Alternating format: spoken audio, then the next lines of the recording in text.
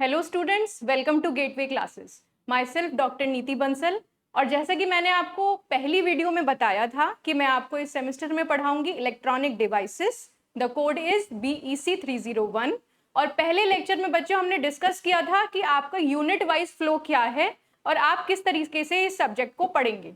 ठीक है, तो आज हम शुरुआत करते हैं यूनिट 1 के लेक्चर 1 की। ठीक है, तो देख लें। यूनिट 1 में हमने डिस्कस किया था कि हम पढ़ने वाले हैं introduction to semiconductor physics, review of quantum mechanics, electrons in periodic lattices, E K diagrams and effective मास।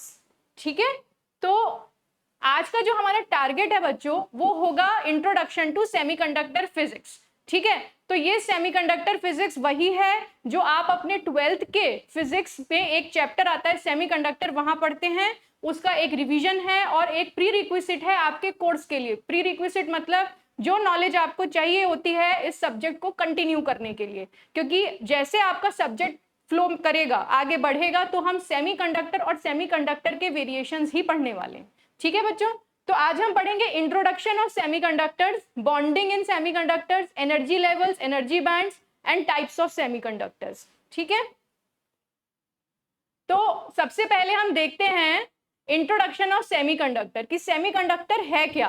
तो अगर हम देखें तो हमारे जितने भी मटेरियल्स हैं उनको depending upon the electrical conductivity मतलब क्या वो इलेक्ट्रिकल चार्ज कंडक्ट कर सकते हैं या नहीं कर सकते, बेस्ड अपॉन दैट हम अपने मटेरियल्स को 3 कैटेगरीज में डिवाइड करते हैं। ये 3 कैटेगरी क्या है? Insulators, semiconductors and conductor. तो जैसा कि आप देख रहे हैं कंडक्टर कि हमें नाम से ही पता चल रहा है ऐसा डिवाइस, ऐसे materials which allows free flow of charge carriers. ठीक है, जहां पे कि करंट फ्लो आसानी से हो जाता है। ठीक है, इंसुलेटर्स एक अलग एक्सट्रीम एंड हो गया, वो डिवाइसेस जहां पे करंट फ्लो पॉसिबल नहीं है, there are no free charge carriers available for conduction. ठीक है, अब बीच में इन दोनों के आता है सेमीकंडक्टर। ठीक है, तो सेमीकंडक्टर क्या होगा? वो मटेरियल जिसकी इलेक्ट्रिकल प्रॉपर्टीज इंसुलेटर और कंडक्टर के बीच में कहीं लाई करती हैं। ठीक है, so based upon the electrical conductivity हमारे पास 3 तरह के मटेरियल्स हैं।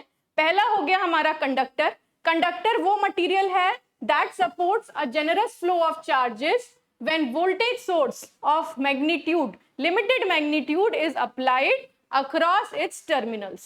ठीक है, insulator a material that offers very low level of conductivity. ठीक है, जिसमें कंडक्टिविटी का लेवल बहुत लो रहेगा, नेग्लिजिबल रहेगा, ना के बराबर। ठीक है, semiconductor any material that has conductivity level somewhere between the extremes of an insulator and conductor.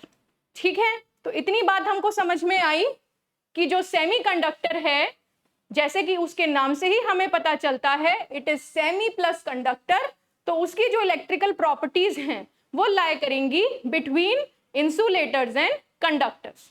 ठीक है, अब जो ये हमारा सेमीकंडक्टर है ये 2 टाइप का हो सकता है बच्चों। इट कैन बी एलिमेंटल और इट कैन बी कंपाउंड। इसका क्या मतलब है? अगर हम बात कर रहे हैं एलिमेंटल की तो आप देखो क्या लिखा है, जर्मेनियम और सिलिकॉन।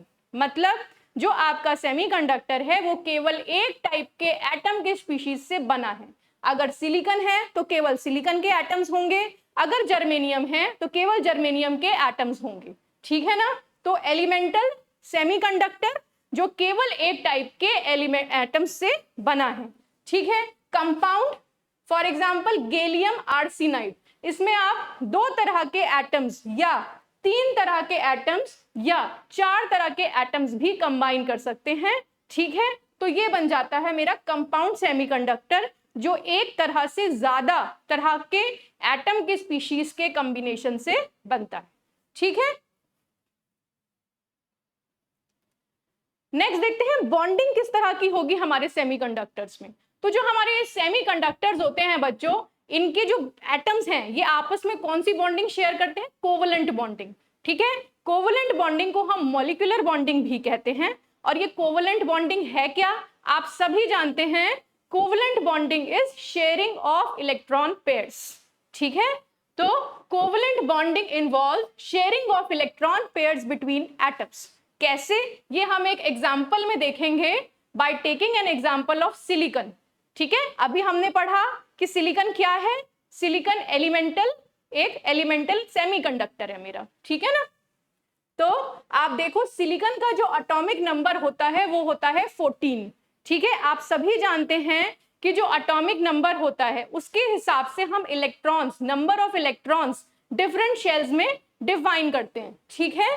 तो अगर मेरे पास है सिलिकॉन और इसके जो एटॉमिक नंबर है वो है 14, ठीक है। तो KLM इस तरह से जो मेरे शेल्स हैं उसमें क्या डिवीजन होगा इलेक्ट्रॉन्स का, 2, 8 एंड 4, ठीक है ना। तो 2, 8, 4 इस तरीके के डिवीजन में मेरे जो इलेक्ट्रॉन्स हैं वो सिलिकॉन में ऑर्बिट में हैं, ठीक है।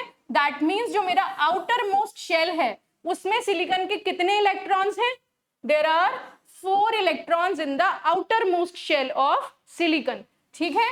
1, 2, 3, 4, ठीक है। तो जब भी हम किसी भी सेमीकंडक्टर की बात करेंगे, सिलिकॉन या जर्मेनियम या कोई भी कंपाउंड, या उसका इस तरह का स्ट्रक्चर हम एनालाइज कर रहे हैं, तो हम उसके आउटर मोस्ट शेल में कितने इलेक्ट्रॉन्स हैं ये जानना जरूरी है, पहली बात, ठीक है। अब कोवलेंट बॉन्डिंग कैसे एग्जिस्ट करेगी सिलिकॉन में, तो देखो बच्चों ये है सिलिकॉन का एक एटम, अगर सिलिकॉन का दूसरा एटम इसके अराउंड आएगा तो उसके आउटर मोस्ट शेल में भी कितने इलेक्ट्रॉन्स होंगे, 4, ठीक है। Now let us assume silicon का एक और एटम यहाँ है और इसके आउटर मोस्ट शेल में भी कितने इलेक्ट्रॉन्स हैं, 4। Then another silicon atom is there and it will also be having 4 electrons in its outermost shell, okay। अब कोवलेंट बॉन्डिंग क्या है, covalent bond is nothing but sharing of electron pairs, ठीक है। तो ये शेयरिंग कैसे होगी, ये वाला ऊपर वाले के साथ जो एटम होगा उसके इलेक्ट्रॉन के साथ शेयर करेगा, ये वाला इधर के एटम के आउटर मोस्ट के साथ शेयर करेगा, ये वाला इधर के एटम के आउटर मोस्ट के साथ शेयर करेगा। सिमिलरली ये वाला नीचे के, ये इधर इसने पेयरिंग कर ली, ये पेयरिंग ऐसे हो गई, ये ऊपर, ये इधर साइड में, इधर एक पेयर बना, और इस तरीके से मेरा ये कोवलेंट बॉन्डिंग का जो स्ट्रक्चर है ये कंप्लीट हो गया, ठीक है। तो सिलिकॉन के आउटर मोस्ट शेल के एटम में 4 इलेक्ट्रॉन थे, उन 4 इलेक्ट्रॉन्स ने पास के एटम्स, आसपास के जो एटम्स हैं सिलिकॉन के, उनके वैलेंस इलेक्ट्रॉन्स के साथ कोवलेंट बॉन्ड बना लिया, पेयर कर लिया, ठीक है। अब ये जो इलेक्ट्रॉन्स हैं ये एक कोवलेंट बॉन्ड के अंदर बंद है, हम ऐसा कह सकते हैं, ठीक है। ये फ्री नहीं है, ठीक है। इलेक्ट्रिसिटी या फिर हम कह सकते हैं चार्ज कब फ्लो होता है, कंडक्ट कब करेगा कोई भी मटेरियल, जब उसके पास फ्री इलेक्ट्रॉन होगा। क्या सिलिकॉन के पास इस स्थिति में कोई फ्री इलेक्ट्रॉन है, नहीं है, ठीक है। तो इस पोजीशन पे, ठीक है, which is called 0 kelvin, 0 kelvin temperature पे इस पोजीशन में जो सिलिकॉन है वो मेरे उसके सारे एटम्स एक कोवलेंट बॉन्ड के अंदर पैक्ड हैं, मेरे पास कोई फ्री इलेक्ट्रॉन नहीं है जो मेरी इलेक्ट्रिसिटी को कंडक्ट करा सके, चार्ज फ्री चार्ज कैरियर्स मेरे पास नहीं है, ठीक है। चार्ज कंडक्शन के लिए मेरे पास नहीं है। अब देखते हैं एनर्जी लेवल्स और एनर्जी बैंड्स किस तरीके से बनते हैं, ठीक है बच्चों। तो हमने देखा solid is formed by bringing together a large number of single isolated atoms. अभी आपने देखा सिलिकॉन पूरा कैसे बना कंपाउंड, जब हमने डिफरेंट छोटे छोटे एटम्स को, मिलियंस ऑफ एटम्स को जब हम एक साथ ले आते हैं, ठीक है, उनकी क्लोज पैकिंग कराते हैं तो हमारे को बनता है एक solid. Each individual atom has defined energy levels, ठीक है, associated with their orbiting electrons. जो एक एटम के आसपास इलेक्ट्रॉन्स रिवॉल्व कर रहे हैं डिफरेंट शेल्स में, जैसे कि अभी हमने पीछे देखा KLM, डिफरेंट शेल्स में डिफरेंट इलेक्ट्रॉन्स रिवॉल्व कर रहे हैं, ठीक है। तो ये जो ऑर्बिटिंग इलेक्ट्रॉन्स हैं, हर एक इलेक्ट्रॉन के साथ एसोसिएटेड एक एनर्जी लेवल भी होता है, ठीक है। जैसे कि अगर आप ऐसा समझें इस चीज को, ये है एटम नंबर 1 और मेरे पास है एटम नंबर 2। तो एटम नंबर 1 के पास 3 लेवल हैं, N1, N2, N3, और इन तीनों लेवल के जो इलेक्ट्रॉन्स हैं उनसे एसोसिएटेड जो एनर्जी लेवल्स हैं वो ये हैं, N1, N2, N3 के। सिमिलरली एटम नंबर 2 के पास भी जो रिवॉल्विंग इलेक्ट्रॉन्स होंगे डिफरेंट ऑर्बिट्स में, उनसे एसोसिएटेड कुछ एनर्जी लेवल्स होंगे, ठीक है। अब जब हम इन दो एटम्स को कंबाइन करते हैं तो क्या होता है कि ये जो इनके एनर्जी लेवल्स हैं, डिफरेंट लेवल्स पे जो इनके एसोसिएटेड इलेक्ट्रॉन एनर्जी है, that overlaps, okay, that energy overlaps, the electron wave functions will overlap and energy levels are shifted, ठीक है।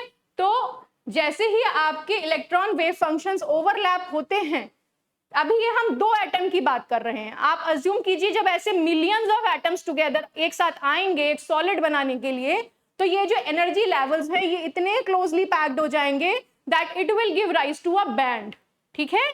जब ये एनर्जी लेवल्स इतने क्लोजली पैक्ड होंगे तो हमें क्या मिल जाएगा, एक एंटायर बैंड मिल जाएगा, ठीक है। A solid has millions of atoms close together which convert these energy levels to energy bands, ठीक है। तो this is one of the important topic कि हमारे सॉलिड्स में एनर्जी बैंड्स कैसे बनते हैं। तो वो कैसे बनते हैं, because close packing of atoms हो रहा है, ठीक है। हर एक इंडिविजुअल एटम के डिफाइंड एनर्जी लेवल्स हैं, वो एनर्जी लेवल्स जो हैं they overlap each other when the atoms are brought close together, ठीक है। और वो जो पैकिंग होती है उसमें ये डिफरेंट एनर्जी लेवल्स हमारे बैंड्स में कन्वर्ट हो जाते हैं, ठीक है। तो कितने तरह के हमारे पास बैंड होते हैं, मेनली दो तरह के, वैलेंस बैंड और कंडक्शन बैंड, ठीक है, which are important for the study of semiconductor. तो वैलेंस बैंड क्या है बच्चों, वैलेंस बैंड है outermost band which is the highest band filled with electrons, ठीक है। जैसे कि हम सिलिकॉन का एग्जांपल देख रहे थे, तो सिलिकॉन के आउटर मोस्ट शेल में कितने इलेक्ट्रॉन थे, सभी लोग रिवाइज करेंगे, इसका एटॉमिक नंबर क्या है 14, इसका कॉन्फ़िगरेशन कैसे होगा 2, 8, 10 एंड 4। तो आउटर मोस्ट शेल में कितने नंबर ऑफ इलेक्ट्रॉन्स हुए सिलिकॉन के, 4, ठीक है, 1, 2, 3, 4। तो हम कह सकते हैं कि सिलिकॉन के आउटर मोस्ट बैंड में 4 इलेक्ट्रॉन्स हैं। तो ये आउटर मोस्ट बैंड क्या होगा, this outer most band which is filled with electrons is the highest band called valence band, ठीक है। कंडक्शन बैंड क्या है, the next highest band to valence band, valence band से जस्ट अबव जो मेरा next highest band होगा that is called conduction band. और इस बैंड के अंदर जो मेरे इलेक्ट्रॉन्स पहुंचते हैं they are responsible for conduction, ठीक है। इट कैन बी एम्प्टी और पार्शियली फिल्ड विद इलेक्ट्रॉन्स। आपका जो कंडक्शन बैंड है या तो वो खाली होगा या फिर वो पार्शियली भरा हुआ होता है इलेक्ट्रॉन्स से, ठीक है। Band occupied by free electrons responsible for conduction. और क्योंकि इसका नाम ही कंडक्शन बैंड है तो इस बैंड में जो इलेक्ट्रॉन्स होंगे वही आपके रिस्पॉन्सिबल होंगे कंडक्शन के लिए, ठीक है। अब समझ लेते हैं फॉरबिडन एनर्जी गैप क्या है, क्योंकि इसका भी रोल आपके सिलेबस में आने वाला है। फॉरबिडन एनर्जी गैप है energy difference between valence band and conduction band. तो इतना तो अभी आप लोग समझ गए हैं कि ये जो बैंड्स हैं ये क्या हैं, ये एनर्जी लेवल्स ही हैं एक्चुअली। वो एनर्जी लेवल्स इकट्ठे हो गए और उन्होंने एक बैंड का फॉर्म ले लिया, ठीक है। तो इन बैंड्स के बीच में जो गैप है, for example if this is your valence band और इससे हाईएस्ट बैंड जो है आपका वो है कंडक्शन बैंड, ठीक है। तो इन दोनों के बीच में जो एनर्जी डिफरेंस होगा उस एनर्जी डिफरेंस को हम यहां कह रहे हैं forbidden energy gap. Forbidden energy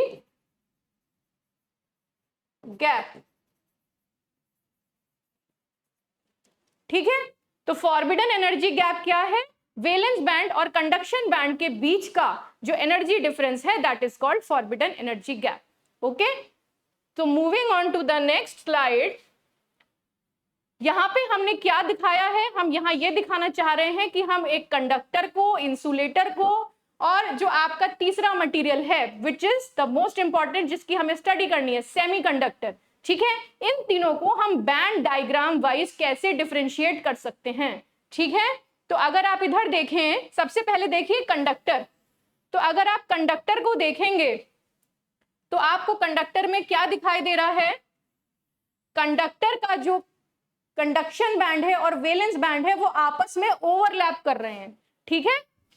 conductor का कंडक्शन बैंड और वैलेंस बैंड आपस में ओवरलैपिंग है, जिसकी वजह से जो वैलेंस बैंड के इलेक्ट्रॉन्स हैं वो कंडक्शन बैंड में ऑलरेडी फ्रीली अवेलेबल हैं। और हमें पता है कि कंडक्शन बैंड में जो भी फ्री इलेक्ट्रॉन्स अवेलेबल होते हैं वो क्या कराते हैं, कंडक्शन, ठीक है। दैट्स व्हाई वी से कंडक्टर्स जो हैं हमारे वो 0 केल्विन पे भी एक अच्छा कंडक्शन, एक अच्छा फ्लो ऑफ चार्ज कैरियर्स आपको दे सकते हैं, ठीक है।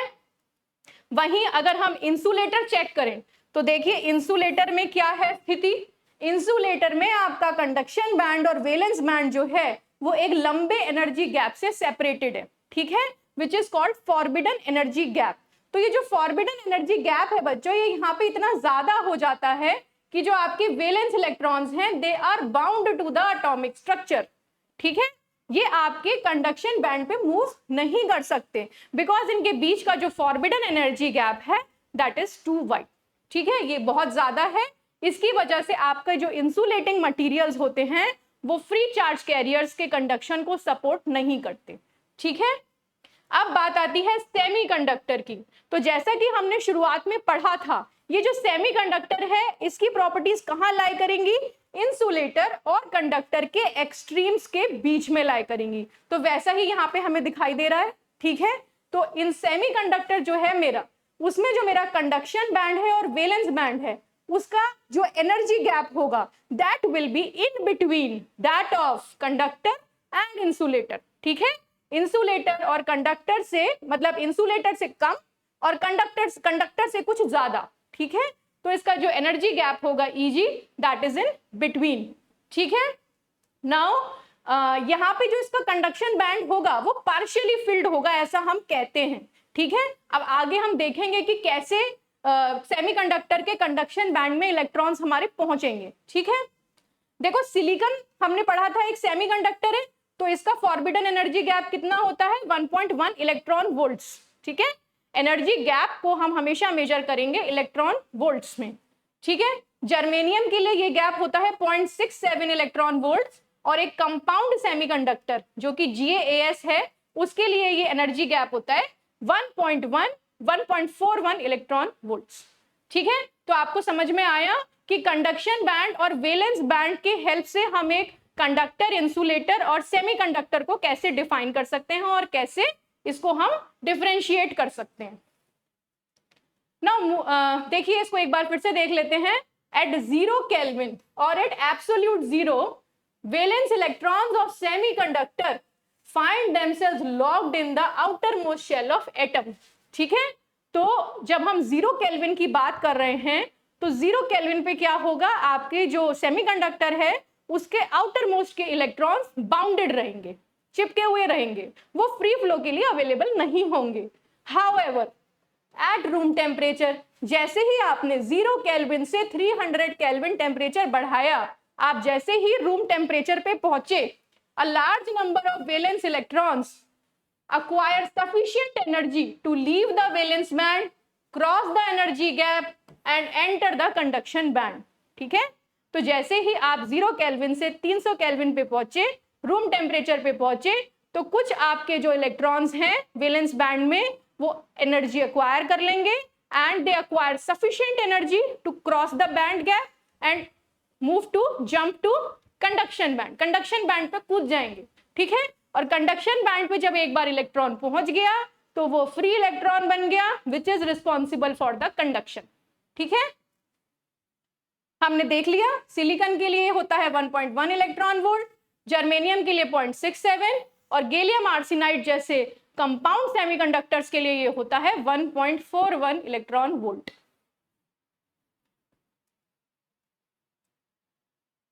अब देखते हैं हमारा आज का टॉपिक जो लास्ट है वो है टाइप्स ऑफ सेमीकंडक्टर्स। ठीक है, तो ये जो सेमीकंडक्टर हैं इनको हम किस तरह से क्लासिफाई कर सकते हैं। ठीक है बच्चों, तो देखिए ये क्लासिफाई किए जाते हैं on the basis of purity.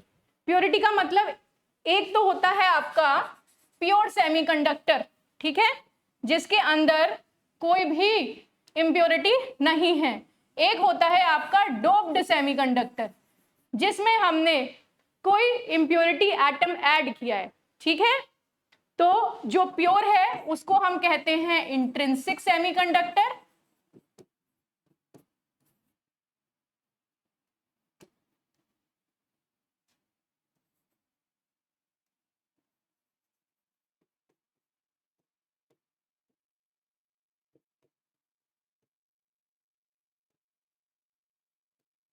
ठीक है, और जो आपका डोप्ड है इसको हम कहते हैं एक्सट्रिंसिक सेमीकंडक्टर।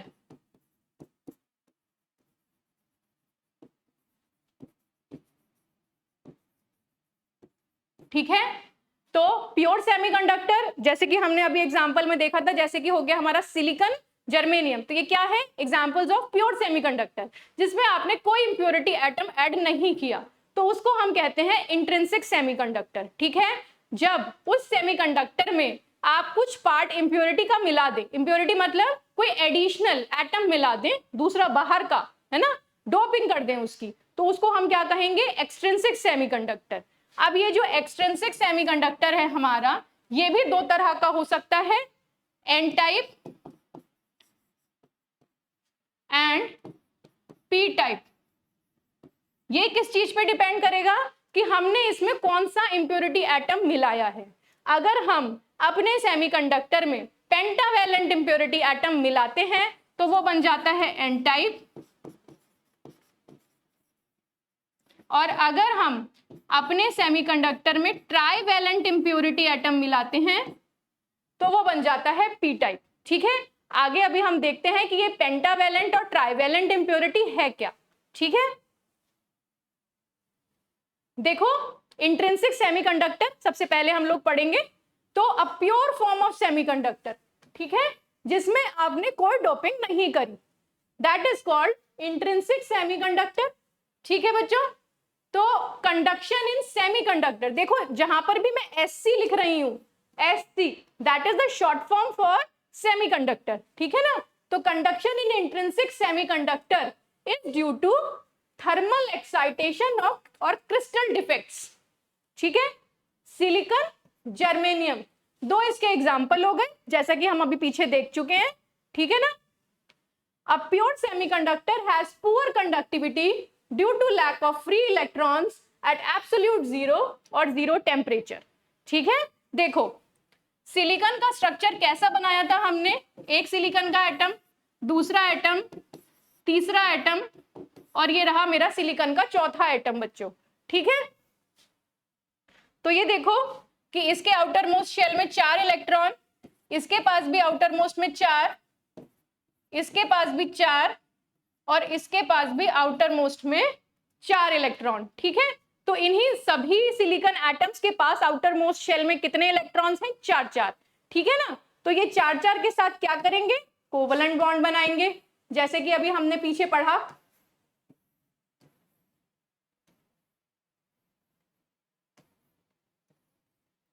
अब 0 केल्विन पे ये सारे इलेक्ट्रॉन्स अपने वैलेंस बैंड में चिपके रहेंगे, इंटैक्ट रहेंगे, ये फ्री इलेक्ट्रॉन्स हमें अवेलेबल नहीं होंगे।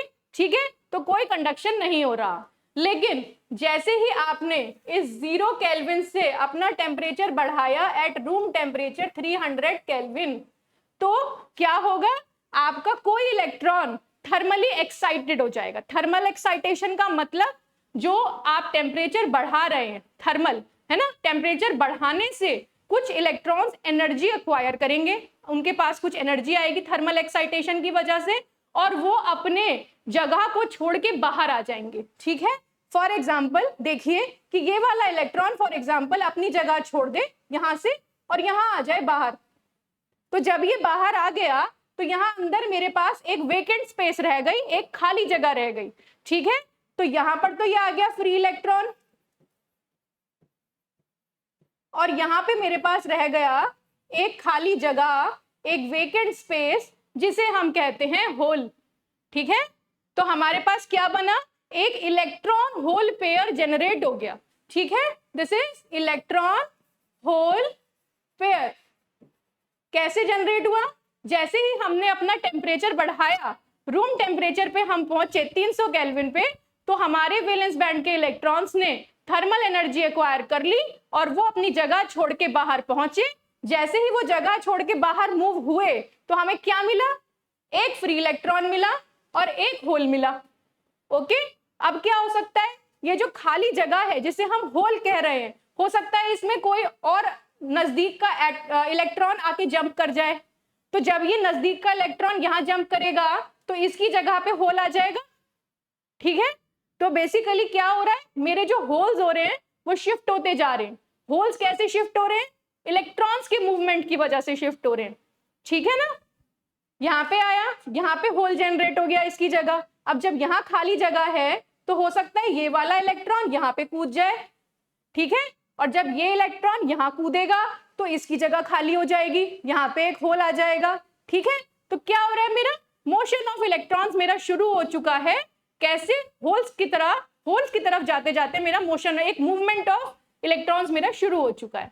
ठीक है, तो ये जितना सिनेरियो हमने डिस्कस किया ये किसके बारे में है, इंट्रिंसिक सेमीकंडक्टर के बारे में, जिसमें हमने कोई इंप्योरिटी एटम अभी ऐड नहीं किया, कोई इंप्योरिटी ऐड नहीं की। आप देखो जो चारों एटम्स हैं वो केवल और केवल सिलिकॉन के हैं, कोई अदर एटम इसमें नहीं है। ठीक है ना, तो इसमें इस तरीके से आपके केवल थर्मल एक्साइटेशन की वजह से आपके फ्री चार्ज कैरियर्स जनरेट होते हैं। ठीक है, देखो वही है, at room temperature some of the covalent bonds break up to thermal energy and valence electrons jump to the conduction band called free electrons and are available for conduction। ठीक है, एक और ध्यान रखने लायक इंपॉर्टेंट बात जो आगे हमें डेरिवेशंस में बहुत काम आने वाली है, in a pure semiconductor the number of holes is always equal to the number of free electrons. ठीक है, अगर हम नंबर ऑफ इलेक्ट्रॉन्स को Ne कह रहे हैं और नंबर ऑफ होल्स को NH ऐसे रिप्रेजेंट करेंगे आगे, तो for intrinsic semiconductor Ne will always be equal to NH equals to Ni। इसको कहते हैं इंट्रिंसिक चार्ज कैरियर कंसंट्रेशन। ठीक है, intrinsic carrier concentration will always be equal to the number of electrons will be equal to the number of holes। ठीक है, finally हम आते हैं एक्सट्रिंसिक सेमीकंडक्टर पे। तो हमने देखा प्योर सेमीकंडक्टर में कैसे एक चार्ज कैरियर्स जनरेट हो रहे हैं, अब देखेंगे कि एक्सट्रिंसिक सेमीकंडक्टर में क्या हो रहा है। ठीक है, तो अगर हम अपने प्योर सेमीकंडक्टर में कुछ पार्ट इंप्योरिटी एटम ऐड कर देते हैं, वो पार्ट कितना होगा, 1 पार्ट इन 10 मिलियन। आप सोच सकते हैं 10 मिलियन पार्ट्स में आप 1 part of impurity atom add कर रहे हैं, तो इस प्रोसेस को हम क्या कह रहे हैं, डोपिंग। ये भी एक इंपॉर्टेंट टर्म है जो कई बार पूछी जा सकती है, डोपिंग। ठीक है, तो इस प्रोसेस से जो हमारा सेमीकंडक्टर जनरेट होता है that is called extrinsic semiconductor. ठीक है, the semiconductor material that has been subjected to doping process is called extrinsic material. ठीक है, अब ये जो आपका एक्सट्रिंसिक सेमीकंडक्टर है, मैंने बताया था ये 2 टाइप का हो सकता है, एन टाइप का और पी टाइप का। तो आप देखते हैं कि ये एन टाइप और पी टाइप अब क्या है। ठीक है, तो देखिए फॉर एग्जांपल अगर हम कोई पेंटावैलेंट इंप्योरिटी एटम लेते हैं, पेंटावैलेंट का मतलब जिसके आउटर मोस्ट शेल में 5 इलेक्ट्रॉन होंगे। सिलिकॉन के आउटर मोस्ट शेल में कितने हैं, अभी हमने पढ़ा है 4 इलेक्ट्रॉन। ठीक है, तो पेंटावैलेंट इंप्योरिटी क्या होगी बच्चों, such as antimony, arsenic, phosphorus. तो ये जितने भी हैं इन सब के पास आउटर मोस्ट वैलेंस शेल में 5 इलेक्ट्रॉन है, तो that's why they are called pentavalent impurity. ठीक है ना, तो देखो इसको हम भी डायग्राम से फिर से समझते हैं। हमारे पास एक सिलिकॉन का एटम, दूसरा सिलिकॉन का एटम। अब मान लो यहाँ पे मैंने एक फॉस्फोरस एटम ऐड कर दिया सिलिकॉन की जगह। ठीक है ना, और यहाँ पे मेरे पास एक फिर से सिलिकॉन का एटम। तो इस सिलिकॉन के पास कितने, 4, 1 2 3 4, इसके पास 4, और इस सिलिकॉन के पास भी 4 इलेक्ट्रॉन। लेकिन इस फॉस्फोरस के पास क्या होगा, इसके पास होंगे वैलेंस इलेक्ट्रॉन्स 5, पेंटावैलेंट इंप्योरिटी है, 1 2 3 4, और इसका 1 इलेक्ट्रॉन और एडिशनल होगा।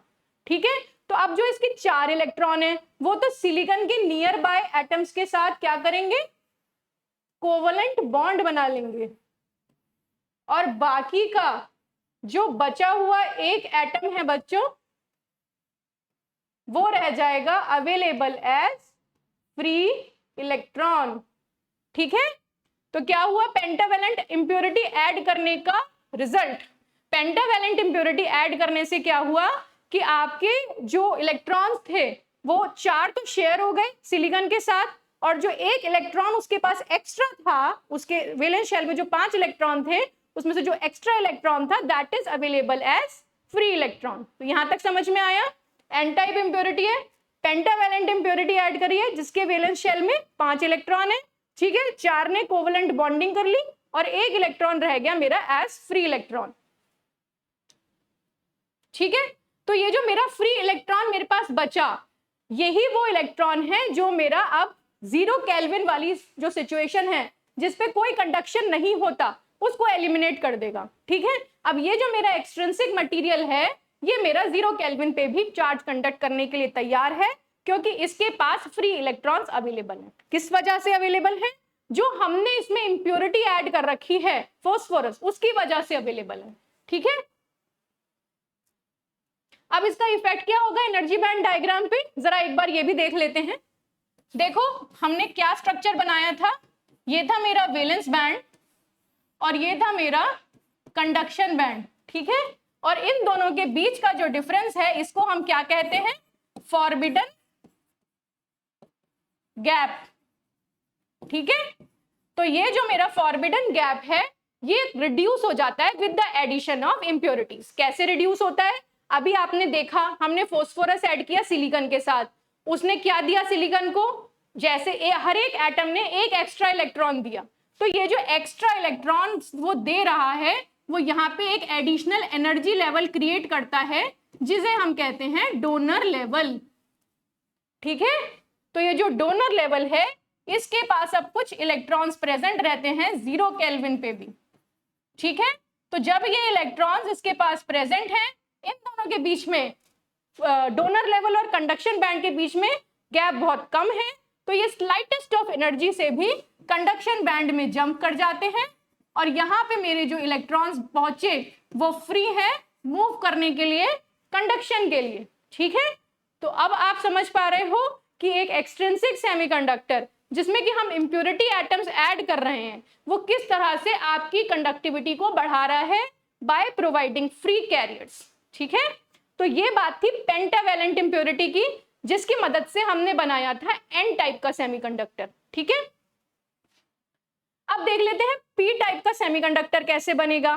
ठीक है बच्चों, तो अगर हम ऐसा कोई एलिमेंट लें जिसमें जो ट्राइवेलेंट इंप्योरिटी हो, जिसमें आउटर मोस्ट शेल में 3 इलेक्ट्रॉन्स प्रेजेंट हो, जैसे कि बोरोन, गैलियम, इंडियम। ठीक है, इन सभी के पास क्या होगा, इन सभी के पास वैलेंस बैंड में 3 इलेक्ट्रॉन होंगे। तो ये कैसे स्ट्रक्चर बनेगा, देखो फिर से हम एक सिलिकॉन का एटम लिया, दूसरा लिया और तीसरा भी मैंने सिलिकॉन का लिया, और यहाँ पे मैंने एक बोरोन की इंप्योरिटी एटम ऐड करा दिया। ठीक है, अब देखो सिलिकॉन के पास कितने, 4, इसके पास भी 4, इसके पास भी 4, और बोरोन के पास 3, 1 2 और 3। अब एक इसका रह गया खाली जगह, 1 2 3 बोरोन के मैंने बना दिए। ठीक है, अब बॉन्डिंग कैसे बनेगी, ऐसे सिलिकॉन की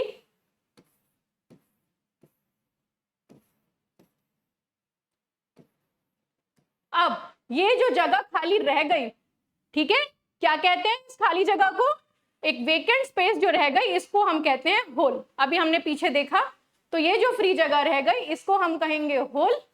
ठीक है, तो यहाँ पे ये इसने फ्री होल्स प्रोवाइड करा दिए ट्राइवेलेंट इंप्योरिटी ने। ठीक है ना, तो अब क्या होगा, मेरे जो भी नियर बाय इलेक्ट्रॉन्स होंगे वो जरा सी एनर्जी पाते ही कहाँ शिफ्ट हो जाएंगे, कहाँ कूद जाएंगे, इस होल, इस वेकेंट स्पेस में कूद जाएंगे, और जब ये यहाँ पे कूदेगा तो इसकी जगह क्या हो जाएगी, खाली। तो ये मेरा होल यहाँ शिफ्ट हो गया, ठीक है। अब होल यहाँ पे है, तो कोई भी और नियर बाय इलेक्ट्रॉन इसमें जंप कर सकता है। तो जब ये जंप करेगा तो इसकी जगह क्या रह जाएगा, पीछे एक वेकेंट स्पेस रह जाएगी जिसको हम कहते हैं होल। तो बेसिकली होल्स का मूवमेंट स्टार्ट हो गया एंड फ्री चार्ज कैरियर्स क्या हुए, पी टाइप में मेरे होल हुए, ठीक है। तो हमने पढ़ा इंट्रिंसिक जो कि प्योर है, एक्सट्रिंसिक जो कि डोप्ड है, ठीक है बच्चों। तो एक्सट्रिंसिक में N type, P type. N type कैसे बना, पेंटावैलेंट इंप्योरिटी से बना, और पी टाइप कैसे बना, ट्राइवैलेंट इंप्योरिटी से बना। पेंटावैलेंट इंप्योरिटी के आउटर मोस्ट शेल में 4 इलेक्ट्रॉन और ट्राइवैलेंट इंप्योरिटी के शेल में कितने, 3 इलेक्ट्रॉन।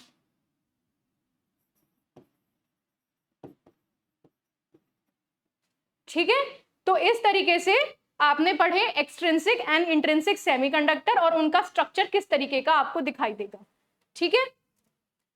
तो एक छोटा सा क्विक रिवीजन कर लेते हैं आज का लेक्चर वाइंड अप करने से पहले। हमने पढ़ लिया सेमीकंडक्टर वो मटेरियल है जिसकी प्रॉपर्टीज सेमीकंडक्टर और इंसुलेटर के बीच में लाई करती हैं, ठीक है। कोवलेंट बॉन्डिंग एग्जिस्ट करती है सेमीकंडक्टर में, जिसमें कि शेयरिंग ऑफ इलेक्ट्रॉन पेयर्स होता है in the outermost shell. अब एनर्जी बैंड्स कैसे बने, जैसे ही हमने डिफरेंट एटम्स को कंबाइन किया तो उनके एसोसिएटेड एनर्जी लेवल्स ओवरलैप कर गए। अब जब एक सॉलिड बनाते हैं तो millions of atoms are brought close together, ठीक है। तो जैसे ही उनके एनर्जी लेवल्स इतने ज्यादा हो गए कि उन्होंने एक बैंड की फॉर्म ले ली, ठीक है। प्योर सेमीकंडक्टर को आप क्या कहेंगे, इंट्रिंसिक सेमीकंडक्टर, जिसमें किसी तरह की कोई मिलावट, कोई डोपिंग नहीं करी गई। जब सेमीकंडक्टर मटेरियल को आपने डोप कर दिया तो उसको हम कहेंगे एक्सट्रिंसिक मटेरियल और एक्सट्रिंसिक सेमीकंडक्टर, ठीक है।